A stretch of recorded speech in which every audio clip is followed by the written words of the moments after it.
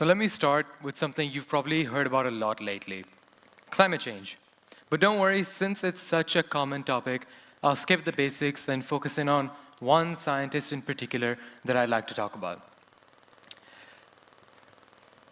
Pictured on the left is Dr. Iroquois Pliskin.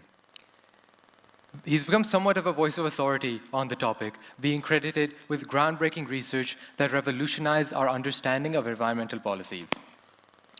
He's inspired global change for sustainability, but there's just something not quite right about that picture. I can't quite put my finger on it, but they're just somewhat uncanny. Well, here's the thing. Dr. Pliskin doesn't actually exist. I made that up. That picture was generated digitally using AI, which spliced together multiple different sources, as you just saw. Now, sure, there might be someone else named Iroquois Pliskin. There's definitely someone with that face, but that whole persona that I created, that narrative, it's all fabricated. Now, you might have guessed by now, but this speech isn't really about climate change. No, it's about something far more pervasive in our daily lives. But before I get to exactly what that is, I want all of you to imagine in front of you an autopsy. A corpse lies before you. It's familiar, but obviously lifeless. The examiner moves in, scalpel in hand, and cuts into the body. And as he peels back the skin, he finds that inside there's no blood, organ, or bone. Instead, there's just wires, circuits, and endless loops of code. What kind of corpse am I talking about? It's the internet. This is a theory which posits that the digital world that we navigate on a daily basis is not as human as it seems. Beneath the endless scrolling, the likes and comments, lies something lifeless, something manufactured. The internet, once teeming with chaotic human energy, has devolved into a synthetic landscape populated by bots, algorithms, and artificial personas. Suffice to say, it's a facade. But how do we get here? How did something so real, so alive, die right in front of us? In its early days, the internet was like a big, disorganized market. There were shouts from every corner.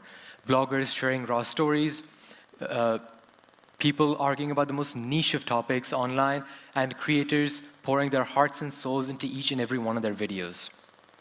For me, it was actually gaming. Those endless lobbies filled with people from all across the world, each with their own voices, their own stories to tell. We would join a voice chat and play games, argue, talk until the late hours of the night. It was messy, but it felt personal. Now, those voices are gone. Gaming still exists, of course, bigger than ever actually, but the lobbies are silent, replaced with sterile matchmaking and AI moderation. The vibrant turmoil that I remember has been streamlined and in the process, stripped of life. I mean, I wonder sometimes, were those people that I played with ever really there? Or have I just been wandering through empty lobbies talking to bots this whole time? Think about it, when you scroll through Instagram, or God forbid, Twitter, are you actually connecting with people? Or are you just seeing what the algorithms think will hold your attention the longest? This lifelessness wasn't an accident. It was a choice. Driven by economic incentives and our own drive for convenience, the internet, which was once and still is the driving force behind the automation of so many different aspects of our world, daily processes, and even our own lives. It is no wonder then that the internet would fall victim to that same automation. Bots and algorithms becoming the obvious solution to firms chasing a profit or trying to spread an agenda, using them to gather greater engagement, all while cutting costs. And we as users played our part perfectly. We demanded faster, simplified, more polished content. When the truth comes out about this digital shift, when something that we thought was real turns out not to be, people don't really know how to react. Some are furious or betrayed, sure, but most will probably just shrug it off. So what, they'll say. The message still mattered. Who cares if that person never even existed? The message still mattered. But don't be fooled. This isn't a one-off. It's a trend, a shift. The internet's heart, once beating with life, has been replaced with something mechanical, something that mimics life, but isn't alive. Think about how much of what we see on the internet fits this mold. Personas and conversations being played out by what are basically actors reading off of a script. And the scariest part is we won't even notice. But it's not like the internet would have just died on its own, right? Maybe we killed it. Think about how we use it now. We post, but do we say anything real? We react, but do we truly connect? In chasing perfection, perfect posts and perfect trends, we've stripped away the chaos.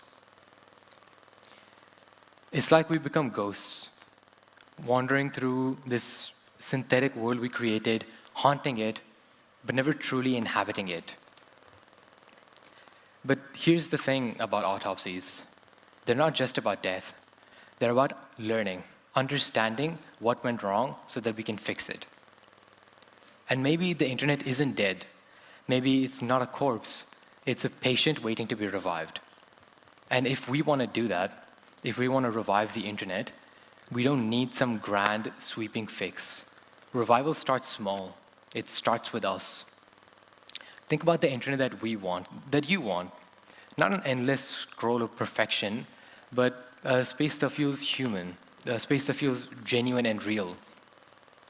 Whether it's you arguing with some stranger on the internet, or maybe just a cozy corner of the web where someone who feels like an outcast can share a piece of their world with someone who wants to do the same without worrying about the stresses or issues of their real life. A place that feels human again. To me, this theory, the dead internet theory, feels eerie because it forces us to confront something that we might not want to admit, that the internet might be losing what made it magical in the first place. But don't get me wrong, the internet isn't dead. No matter how much I can stand here and talk about how it's lifeless, there's still so much we can explore online that's real and genuine. This theory isn't an observation of reality. It's a warning. The internet isn't dead yet. It's waiting for us to stop being ghosts and start being human again. It's not just wires or code or circuit.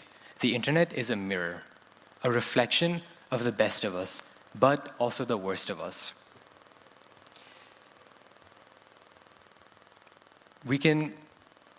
That's the world we can create. That's the legacy we can leave. And maybe one day, when we cut open the internet's chest, we won't find inside it wires and circuits, but we'll find inside a beating heart. Thank you.